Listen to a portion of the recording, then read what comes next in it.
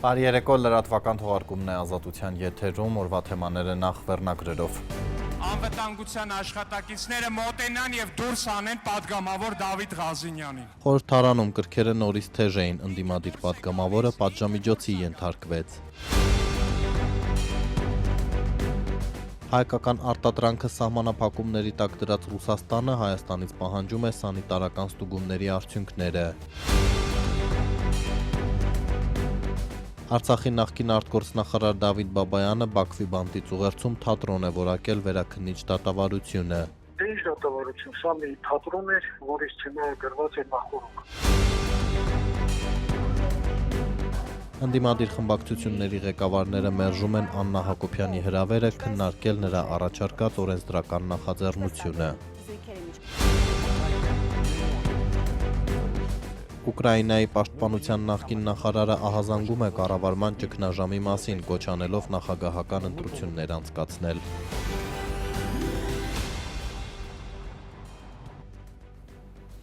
Չնայած փակ դատավարությանը Բաքվից այնուամենայնիվ որոշ ձայներ լսվում են, նախկին արտգործնախարար Դավիթ Բաբայանն է ուղերձ հղել բանտից։ Նրան Ադրբեջանն առաջինն էր պահանջել, չսպասելով անգամ Արցախի հայաթափմանը։ Օրերս ավարտված վերաքննիչ դատավարությունը Բաբայանը թատրոն է որակել։ Եթե առաջին ատյանի լսումները պետական լրատվամիջոցները հատուկ կադրերով ցուցադրում էին, այս անգամ վարակույրն ավելի էր փակվել։ Մինչև օրս որևէ անկախ իրավապաշտպանի միջազգային կառույցի ներկայացուցչի չի հաջողվել տեսակցել Բաքվի գերիներին։ Բաքվում գերեվարված Դավիթ Բաբայանը ահազանգում է հայ գերիների առողջական խնդիրների ու ոտնահարված իրավունքների մասին։ Եվ ասեմ, որ միայն իմ մոտ չէ առողջական խնդիրներ։ Մի շարք մեր ընկերների մոտ իրոք ուրջ առողջական խնդիրներ կան։ Թե կոնկրետ առողջական ինչ գանգատներ ունեն, 3 տարի Ադրբեջանում բանտարկված Բաբայանը չի մանրամասնել։ Արցախի նախկին արտգործնախարարը ավելի մանրամասն խոսում է վերաքննիչ դատարանում բողոքի քննության մասին։ Առաջին ատյանի որոշումը, որով Բաբայանը դատապարտվել է ցմահ ազատազրկման, վերաքննիչը ուժի մեջ է թողել։ Ինչ դատավարություն, սա մի թատրոն էր, որից ցեմը գրված էր նախորդ։ Դավիթ Բաբայանը հայտնում է, որ ցմահ ազատազրկում նախատեսող եւս 2 հոդված են ավելացրել իր դեմ, որի մասին նոր է տեղեկացել։ Օրինակ ինձ ավելացրել են 2 ցմահ հոդվածներ, որը չկար։ Երբևիցե որևէ անգամ չէր հիշատակվում ամբողջ դատավարության ժամանակ առաջացյալը։ Բայց ես դա տեսա, երբ որ մեզ տվեցին արդեն դատավարությունը ավարտելուց հետո, մի շաբաթ հետո, այսպես կրճատ գրություն այդ ամենի։ Հասկանում եք, սա թույլատրելի երևույթ։ Որ գործերը շինծու են հորինված, Արցախի նախկին արտգործնախարարը սեփական օրինակով է ներկայացնում։ Նրան օրինակ մեղադրում են Ադրբեջանում իշխանությունը տապալելու համար։ Մասնավորապես ինձ ցմահ են նշանակել մի հոդվածով, որի ես փորձում էի տապալել այստեղ իշխանությունը, որ մի կերպով սաղցել իշխանությունը այս երկրում, սահմանադրություն տապալել եւ այլն։ Հիմա ես հարց եմ տվել այդ քննարկումների ժամանակ, արդյոք կա որևէ ապացույց, որ ես լինելով այստեղ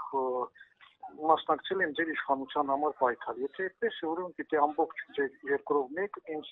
ունենայի համախոհներ, ինչ որ կազմակերպության բջիջներ եւ այլն։ Իհարկե որևէ պատասխան չկա։ Եվ ինչն է հետաքրքիր, որ տալիս են ցմահ, բայց մեկ անգամ դեպ ոչ հետաքննության ընթացքում, ոչ էլ առաջացանի դատարանի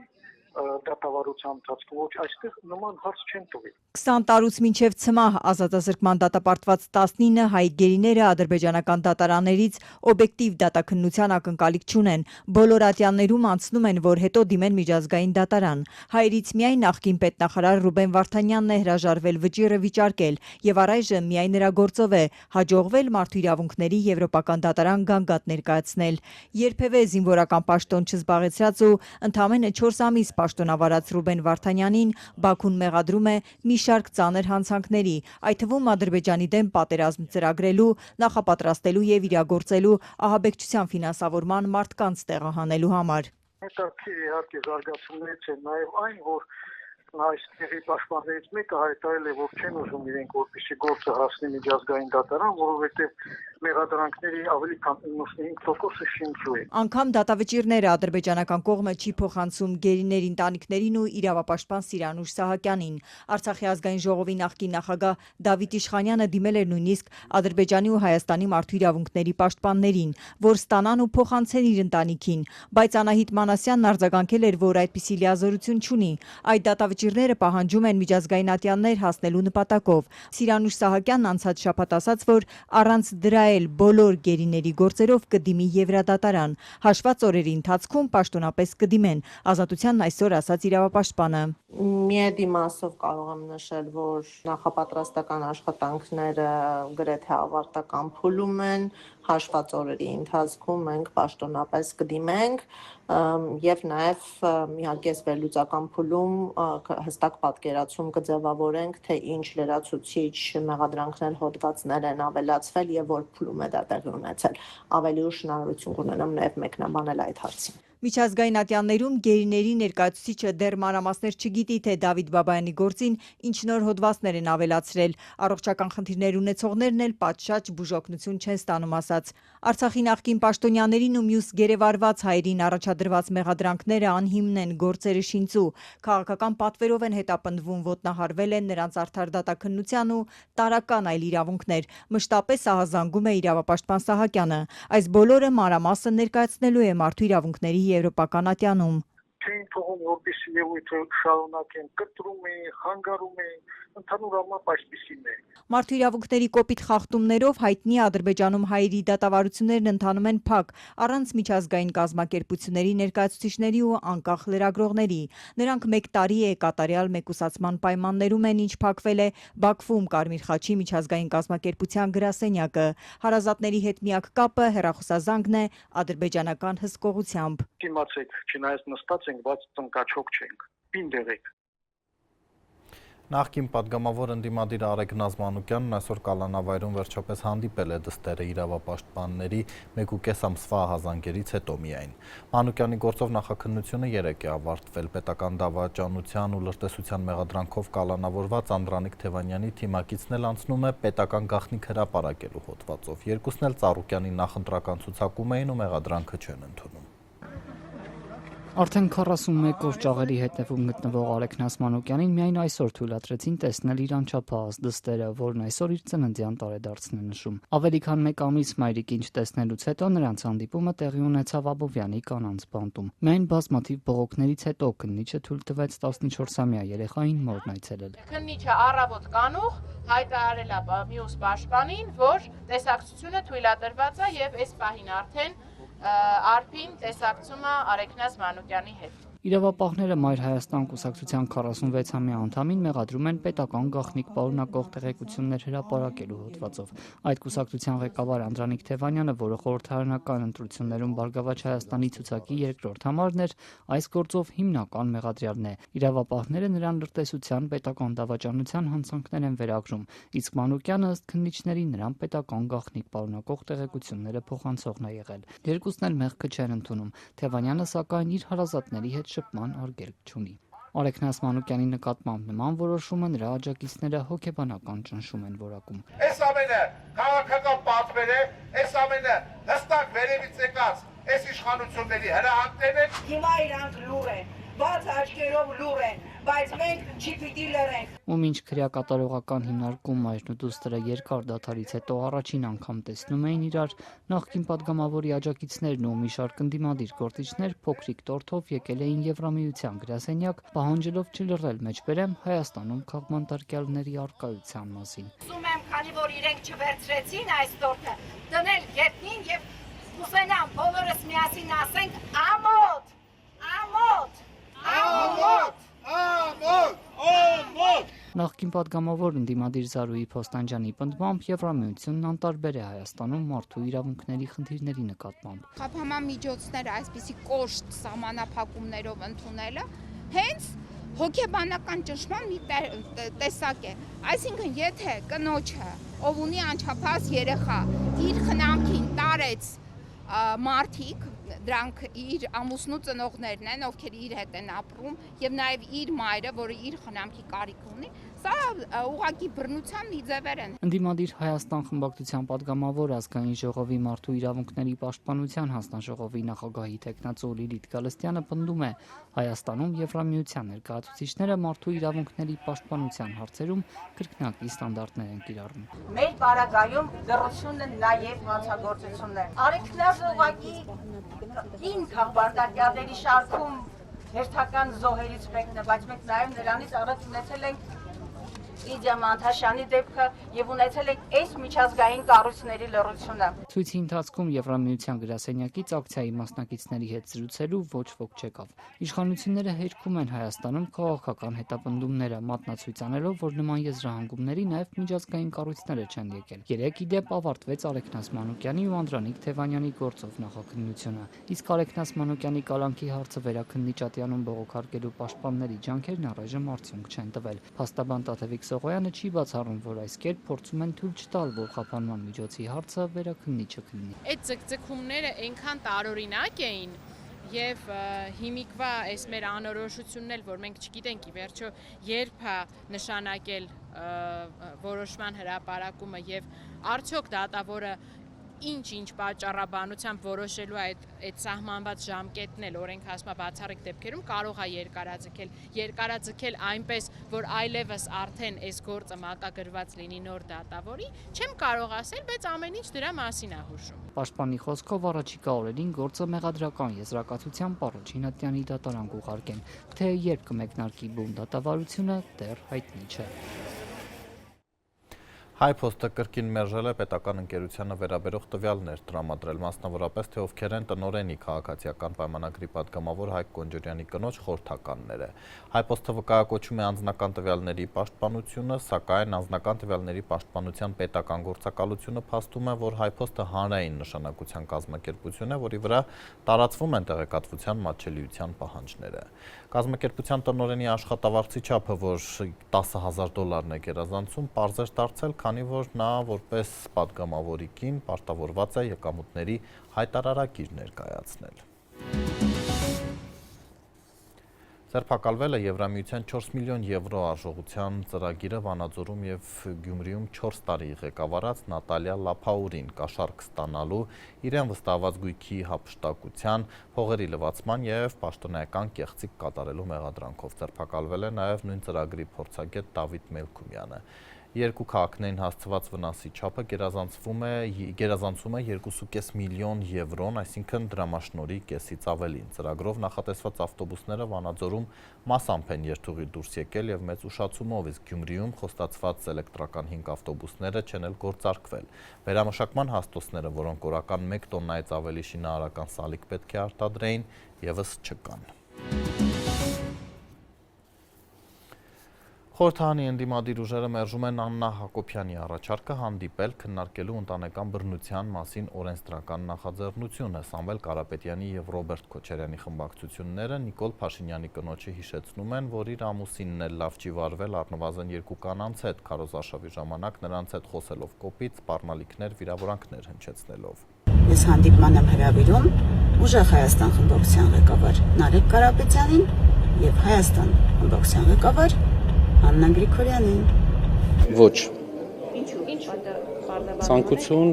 խմբակցությունը չունի։ Ընտանեկան բռնության թեմայով վարչապետի տիկնոջ հետ ցանկություն չունեն խոսելու թե Ուժեղ Հայաստանի ու թե Հայաստան խմբակցությունների պատգամավորները։ Փետրվարին Փաշինյանին ու կառավարական ամառանոցը լքելու մասին հայտարարած Աննա Հակոբյանը տուն ու ամուսնու մոտ վերադարձավ ամիսներ անց, միանգամից սկսեց արշավ ընտանեկան բռնության դեմ։ Որևէ տղամարդ չգիտի, որ կնոջը ապտակել է, իր կնոջը ապտակել է, դատապարտելի քրեական հանցագործություն է։ Հուլիսի 2-ից մինչև այժմ նա սոցցանցի իր հարթակում, սրճարաններում, զբոսայգիներում, մեքենայում խոսել է միայն այս մասին։ Ընդհանուր առմամբ շուրջ 140 րոպե, 20 տեսանյութերում։ Ֆիզիկական բռնություն,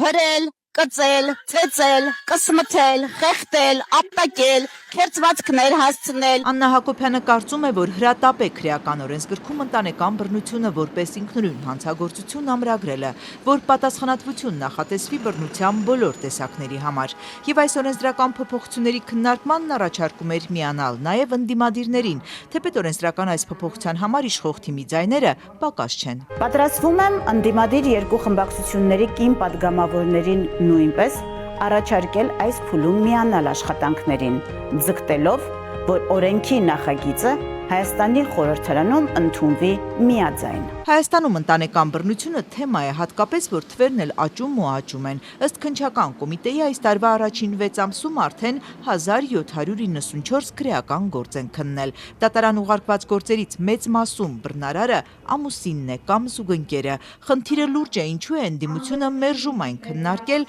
առաջին տիկնոջ հետ։ Եթե տիկինը մտահոգ է այդ առումով, կարծում եմ առաջինը պետք է սկսի իր ընտանիքից։ Ընդդիմադիրներից Մարիաննա Ղահրամանյանը նշում է, ընտանեկան բռնությունը դատապարտում են, բայց ուզում, որ Հակոբյանը ամուսնու վարքագծին ուշադրություն դարձնի։ Կանանց նկատմամբ հոգեբանական բռնության տեսարաններ նրա մասնակցությամբ բոլորն են տեսել։ Մետրոյում հայ կնոջը անչափահաս երեխայի ներկայությամբ հոգեբանական բռնության ենթարկեց, բարձր տոնով նրա հետ խոսեց, որակումներ տվեց, ապա քարոզարշավի ընթացքում քաշքշում էր կնոջը, որին հետո աշխատանքից հեռացրին։ Իսկ քաղաքացիական պայմանագրի կանայք պատրաստվում են հանդիպման Աննա Հակոբյանի հետ, ողջունում նրա նախաձեռնությունը։ Խմբակցության ղեկավար Արուսյակ Մանավազյանն ասաց. Մեր կանայք նախաձեռնել են եւ ունեն այդ նախագիծը, այդ նախագծի շրջանակում հնարավոր է լինել որոշակի փոփոխություններ։ Ինչպիսի փոփոխություններ եւ ինչ շրջանակում ընթացքում խոսենք, այսինքն ես ավելի ինձ հրավեր եկել է, ես կմասնակցեմ եւ կկիսվեմ ձեզ հետ։ Շուրջ 20 տարի ընտանեկան բռնության խնդրով զբաղվող իրավապաշտպան Զարուհի Հովհաննիսյանի խոսքով Հայաստանում ընտանեկան բռնության վիճակագրությունը չի բարելավվում, բայց պատճառը բոլորովին էլ քրեական օրենսգիրքը չէ։ Քրեական օրենսդրության տարբեր հոդվածներում, որոնք վերաբերում են թե սպանությանը, թե մարդու եւ նրա իրավունքների տարբեր խախտումներին, կան ավելի ծանրացնող հանգամանքներով պայմանավորված հոդվածներ եւ ընտանեկան բռնության պարագայում, երբ հանցագործությունը կատարվում է մերձավոր ազգականի կողմից,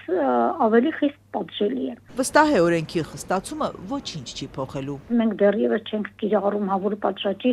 այն օրենսդրական բազան, որը արդեն իսկ կա։ Ըստ Հովհաննիսյանի իրավապահ համակարգը չի պաշտպանում բռնության ենթարկված կնոջը, չեն գործում նրան պաշտպանող մեխանիզմները, որոնք կան սևով սպիտակի վրա։ Շրջվում են այդ միջոցները կանանց դեմ եւ փաստաթի իրավապահ համակարգը չի կարողանում պաշտպանել կանանց բռնությունից արդեն իսկ ամրագրված օրենքների եւ իրավական կառուցակարգների արկայության պարագայում։ Իրավապահ համակարգի անգործության մասին լսում ենք նաև Աննա Հակոբյանի տեսանյութերում։ Այդ կինը 8 անգամ ուղիղ դիմել է ոստիկանություն իր հանդեպ բռնության դեպքի առիթով, 8 անգամ էլ իր հաղորդումը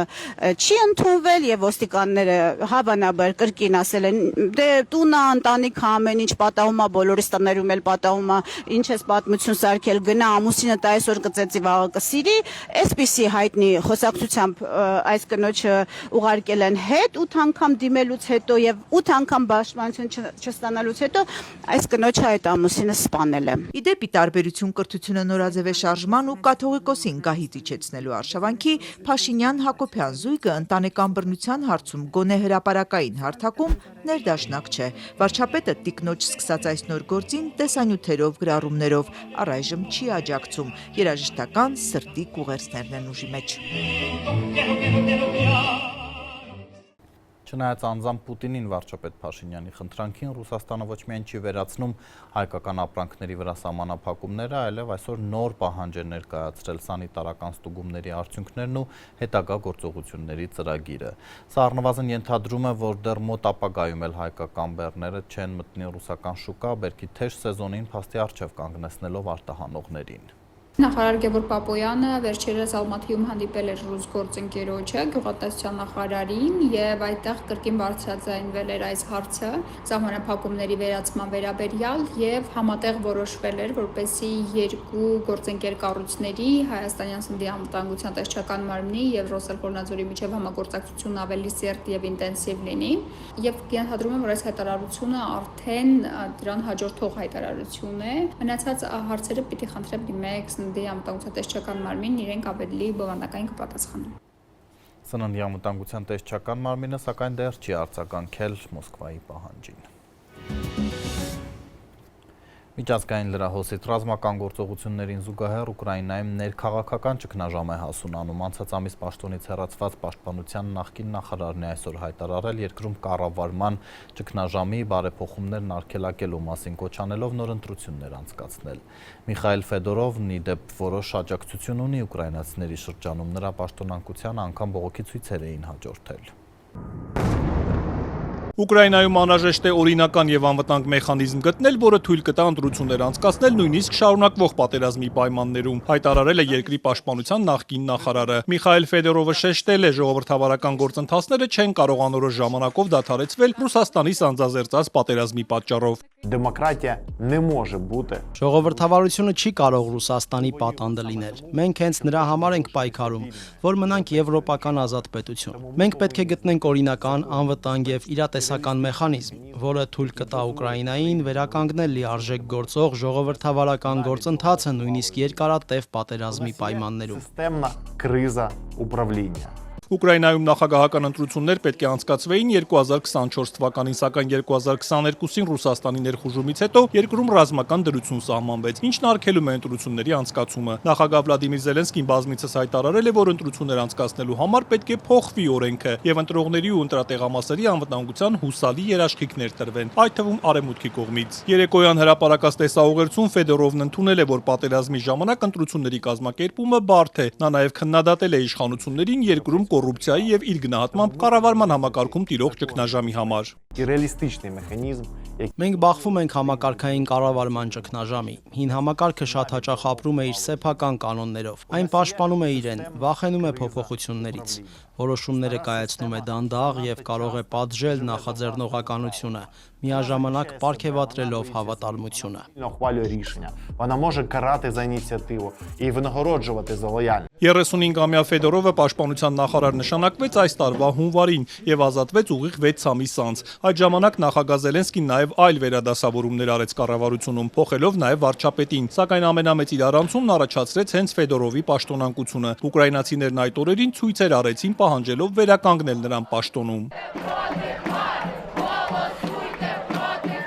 Իր պաշտոնավարման կարճ ընթացքում Ֆեդորովը կարողացավ մի քանի կարևոր բարեփոխումներ անել ռազմաճակատի համար եւ էապես ավելացնել տարբեր տեսակի եւ հեռահարության անօթաչուների արտադրությունը։ Հենց նրա օրոք ուկրաինական ուժերը սկսեցին արդյունավետ հարվածել Ռուսաստանի խորքում գտնվող թիրախներին եւ կարողացան մարտի դաշտում իրավիճակը մասամբ շրջել իրենց օգտին։ Ազատումից հետո Ֆեդորովը քննադատեց զինված ուժերի այդ ժամանակվա հրամանատար Ալեքսանդր Սիրսկիին, նշելով, որ ռազմական ոլորտի կառավարման եւ պատերազմը վարելու շուրջ նրա հայտ ունեցած տարաձայնությունները դարձան իր ազատման պատճառը։ Զելենսկին եւս բացահայտորեն դժգոհում էր նրանց միջև լարվածությունից։ Արդյունքում Սիրսկին եւս ազատվեց պաշտոնից, իսկ պաշտպանության նոր նախարար նշանակվեց Եվգենի Խմարան, ում թեկնածությունը խորհրդարանը հաստատեց այսօր։ За 312 рішення прийнято. Покажіть по фракціях, будь ласка, шановні колеги. Ուկրաինայում կոռուպցիայի եւ կառավարման ճգնաժամի մասին նախկին նախարարի հայտարարություններից ժամեր անց իրավապահներն այսօր խուզարկել են նախագահի աշխատակազմի ղեկավարի տեղակալ Իրինա Մուդրայի գրասենյակը։ Ազգային հակակոռուպցիոն բյուրոն եւ մասնագիտացված հակակոռուպցիոն դատախազությունը հայտարարել են, որ հատուկ գործողություն են իրականացնում հանցավոր կազմակերպության դեմ։ Այլ մանրամասներ իրավապահները չեն ներկայացրել, միայն հայտնել են, որ կազմակերպության գործունեությանը մասնակցել են նաեւ նախագահի աշխատակազմի բարձրաստիճան պաշտոնյաներ, առանց անուններ նշելու։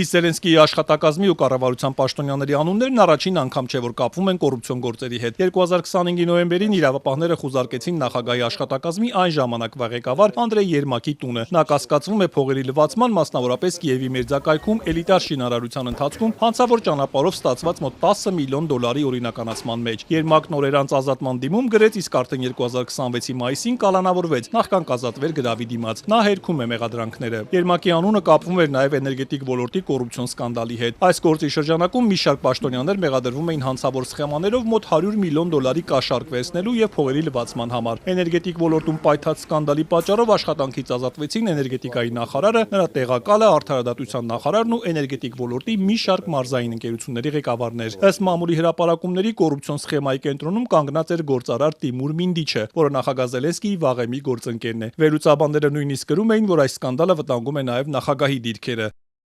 Financial Times-ի տեղեկություններով Իրանը դիտարկում է Եվրոպայում ամերիկյան օբյեկտներին հարվածների հնարավորությունը։ Թիրախների շարքում կարող է լինել Բուլղարիայի ռազմական օդանավակայանը, որտեղ լիցքավորման համար կայանում են ամերիկյան կործանիչները։ Բրիտանական պարբերականը գրում է, թե Թեհրանը նման քայլի կդիմի, եթե Վաշինգտոնի հետ հարաբերությունները շարունակեն սրվել։ Ադրբեջանը դատի է տվել CNN-ին ամերիկյան լրատվամիջոցին մեղադրելով զրպարտության համար։ Բաքուն պնդում է, թե CNN-ը կեղծ տեղեկություններ է տարածել, գրելով, թե Ադրբեջանն Իսրայելին թույլատրել է իր տարածքն օգտագործել Իրանի դեմ ռազմական գործողությունների համար։ CNN-ի դեմ հայցադիմումում նշվում է, որ հոդվածը խաթարել է Ադրբեջանի չեզոք դիրքորոշումը եւ վատթարացրել Իրանի հետ հարաբերությունները։ Եվ Հայաստան վերադառնանք խորհրդանում վերջին օրերի լարվածությունն այսօր նոր երանգներ ստացավ։ Կառավարող ուժը գործի դրեց լծակները դահլիճից հեռացնելով ընդդիմադիր ամենամեծ խմբակցության ուժեղ Հայաստանի պատգամավորին։ Ուժայինները մինչ կմոտենային Դավիթ Ղազինյանն ինքը լքեց դահլիճը, բայց ոչ միայն նա Սամվել Կարապետյանի ամբողջ թիմը հեռացել է ազգային ժողովից։ Դուք տեսնում եք, թե ինչպես ազգային ժողովի փոխնախագահը իրավիճակը սադրեց։ Եվրոպական ինտեգրման հանձնաժողովի նախագահի տեխնացության քննարկումից հետո ազգային ժողովում իրավիճակը լարվեց, երբ փոխխոսնակ Վահագն Ալեքսանյանը նախ զգուշացում հայտարարեց ուժեղ Հայաստանից Դավիթ Ղազինյանին, ապա կարգ ու կանոն խախտելու պատճառաբանությամբ դահլիճից հեռացրեց նրան։ Դուրս գալու մի քանի կոչից հետո Ալեքսանյանը հրավիրեց անվտանգության աշխատակիցներին։ ՊՊԾ 10 աշխատակից բառացիորեն մի քանի վայրկյանի ընթացքում հայտնվեցին նիստերի դահլիճում։ Դավիթ Ղազինյանն ինքը դուրս եկավ։ Բանը ուժով հանելուն չհասավ։ Շատ լավ, իրենք ինքը դուրս է գալիս, ինքը դուրս է գալիս, ինքը դուրս է գալի։ Հարգելի գործընկերներ, ինքը դուրս է գալի, թողեք դուրս գա։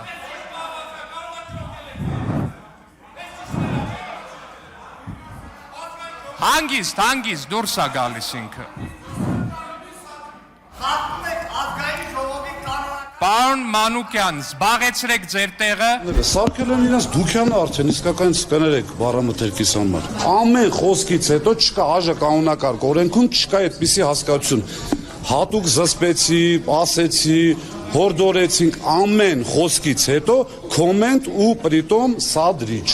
Ընդդիմադիրները բողոքում էին, թե ազգային ժողովի փոխխոսնակը կարգ ու կանոն է խախտում, նիստը վարելու փոխարեն հնչած ելույթներին մեկնաբանությամբ հակադարձում։ Այս վեճից հետո երկու խմբակցություններն այլևս չմասնակցեցին նիստին, ուժեղ Հայաստանը դուրս եկավ խորհրդարանի շենքից, Հայաստանը շենքում էր, բայց չմտավ դահլիճ։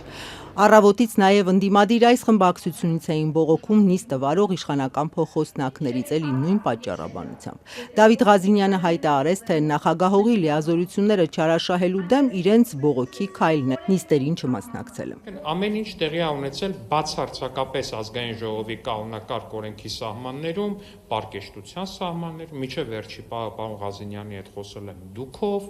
միջև վերջի պահ փորձել եմ այնպես անել, որպեսզի իրավիճակի լարումը կամ սրումը մինիմալ լինի, բայց այնուամենայնիվ ազգներեք, բայց այնուամենայնիվ ազգային ժողովի նիստերի ընթացքում կանոնը պետք է պահել։ Նրանց հեռանալուց հետո Վահագն Ալեքսանյանը իր տեսակետը ներկայացրեց, բայց չընդունեց ընդդիմադիրների մեղադրանքը, որ ինքը կանոնակարգ է խախտում, իրեն իրավունք վերապահելով մեկնաբանել հնչած ելույթները։ Ազգային ժողովի կանոնակարգով արգելված չի նիստը վարողին որևիցե պահի արտահայտվել, դա մեկ, երկրորդ նիստը նախագահողը պարտավորություն ունի ապահովել նիստի բնականոն ընթացքը։ Նիստի բնականոն ընթացքը ինքը լայն եզրույթ է։ Իմ ընկալմամբ, երբ խոսում ազգային ժողովի ամբիոնից падգամավորը եւ փաստացի ապատեղեկատվությունը հայտնում քիչ առաջ տեղի ունեցածի մասին ազգային ժողով նախագահողի պարտավորությունն է նաեւ ինչ որտեղ ճշգրտում մտցնել, որովհետեւ դուք տեսաք, որ Տիկին Արեգա Հովսեփյանը իր ելույթում ասեց Արայիկ Հարությունյանը ինձ հարցրեց, արդյոք ես ճանաչում եմ Արցախը Ադրբեջանի կազմում։ Այնինչ Արայիկ Հարությունյանը նման արտահայտություն եւ բառակապակցություն չի ասել։ Ես պատրաստվում եի ընդամենը մեջ բերել այդ արտահայտություն։ Վարչապետի աշխատակազմի նախկին ղեկավար այժմ պատգամավոր Արայիկ Հարությունյանը Արցախցի Արեգա Հովսեփյանի վերաբերմունքն էր հարցրել 2022-ի Պրահայի հայտարարության վերաբերյալ, որով Հայաստանի ղեկավար Նիկոլ Փաշինյանը ճանաչեց Ադրբեջանի տարածքային ամբողջականությունը, փաստացի Լեռնային Ղարաբաղը համարելով Ադրբեջանի մաս։ Վնիմանիա վոպրոս, ինչպես եք վերաբերում այս հայտարարությանը։ Ես ճանաչում եմ իմ հայրենիքը, ինչ է զգում հայը, երբ որ նման հարցադրում է անում Արցախցուն, Արցախահային, արդյոք նա ճանաչում է Արցախը Ադրբեջանի։ Ինչ նպատակով է դա հարցնում։ Ցավացնելու։ Այն, որ ուժեղ Հայաստանը ընտրել էր Եվրաինտեգրման հանձնաժողովը, անակնկալի էր բերել իշխանությանը։ Անգամ հայտարարում էին, իրենք կարծում էին, որ Եվրասիական ինտեգրման հանձնաժողովն են ուզելու ղեկավարել։ Ու այսօր բառացիորեն դժվար հարցերի օր էր ուժեղ Հայաստանի տեխնացուի համար։ Եթե այսօր լինել, ուրեմն այն հանրաքվեն, որի մասին խոսում ենք, ձեր քաղաքական ուժը կողմ կլիներ միանալ Եվրամիությանը, թե մնալ ԵԱՏՄ-ում։ Շատ ուղիղ հարց, խնդրում եմ շատ ուղիղ կոնկրետ պատասխանեք։ Մենք եվրաինտեգրման քաղաքականությանը միանշանակ կողմ ենք։ Մենք կողմ ենք նրան, որ Եվրոպական միությունը տրամադրում է մեզ այնպիսի լուրջ գործիքակազմ, որով որ մենք կարող ենք արդիականացնել Հայաստանի բազմաթիվ ոլորտներ, բայց նաև դեմ ենք կեղծ օրակարգերին, հատկապես որ ձեր գործադիրի ղեկավարն է հայտարարում, որ նման այլընտրանք չկա։ Հիմա դուք հարց եք տալիս ինձ, այնպիսի հարց, որը որ գոյություն չունի։ Ռուսաստանում իր ունեցվածքի մեծ մասը կուտակած Սամվել Կարապետյանի ուժեղ Հայաստանը ըստ քաղաքացիական պայմանագրի պրոռուսական համբավ ունի, ում շահն են սպասարկել Եվրոպական ինտեգրման հանձնաժողովում առաջադրվելով։ Իշխանականները նաև այս հարցն էին բարձրացնում։ Ուժեղ Հայաստանի տեխնացուն խորհուրդ էր տալիս արտաքին քաղաքականությունը հակադրությունների վրա չկառուցել։ Ակնհայտորեն ձեր պրոռուսական համբավը չի սպասարկում Հայաստանի Հանրապետության լավագույն շահը այդ հանձնաժողովը վերցնելով եւ նախագահելով։ Պրոռուսական համբավ եւ այլն, եթե մենք սկսենք խոսել ձեր համբավից, կարծում եմ լավ տեղ չի հասնելու։ Առաջարկում եք ինչքան փորձենք այս հակադրությունները մեզանից հեռու տանել, շատ ավելի ձեռնտու է լինելու Հայաստանի Հանրապետությանը եւ հայ քաղաքացու շահերին։ Իշխանությունը դժգոհեր հայտարարում էր, որ ոչ մի հարցի ուժեղ Հայաստանի տեխնացուն կոնկրետ չպատասխանեց։ Մարդիկ, ովքեր Արցախը ճանաչել են Ադրբեջանի կազմում, հանձնել են, պատճառ են դարձել էթնիկ զտման, կանգնած ուղիղ արցախցի կնոջ նայելով ասում են դե ճանաչեք Արցախը Ադրբեջանի կազմում։ Դե ասա Ղարաբաղ, Արցախ չասես հանկարծ ու հանկարծ։ Սա հակամարտկային է, անմարտկային է, սա քաղաքական հարթության մեջ չի, որ մենք հիմա քաղաքական պատասխաններ հնչեցնենք։ Ընդդիմադիր Հայաստան խմբակցության ղեկավար Աննա Գրիգորյանը նախ Արայիկ Հարությունյանի հարցին անդրադարձավ, ապա Եվրամիությունում Հայաստանի ապագայի մասին հենց քաղաքացիական պայմանագրին հարց ուղղեց։ Դուք կողմ եք։ Ձեր առաջնորդը ԵԱՏՄ նիստում ասում է ԵՄ անդամակցությունը գոյություն չունի, նման օրակարգ, նման ալտերնատիվ ասեղանի գոյություն չունի։ Ավելին ասում է բազմաթիվ գործընթացներից հետո դեռ փաստ չի Հայաստանի Հանրապետությունը կդառնա ԵՄ անդամ, թե չի դառնա։ Տիկին Հովսեփյանից ինչ եք ուզում։ Ազգային ժողովն այսօր ավարտեց բոլոր 12 հանձնաժողովների նախագահների տեխնացության քննարկումները։ Նրանցից 4-ն ընդդիմությունից են, մեկը Հայաստանից, 3-ը ուժեղ Հայաստանից։ Փակ գաղտնի քվեարկության արդյունքները վաղը հայտնի կդառնան կեսօրին մոտ։ Եթերում այսքանը, իսկ օրվա մյուս լուրերի համար բաժանորդագրվեք Ազատության էջերին սոցցանցերում, կհանդիպենք։